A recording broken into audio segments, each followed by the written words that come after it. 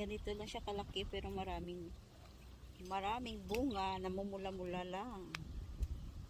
Ito na yung na-harvest ko, bell peppers at saka sili.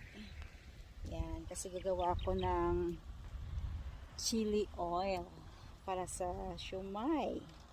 So masarap ito pang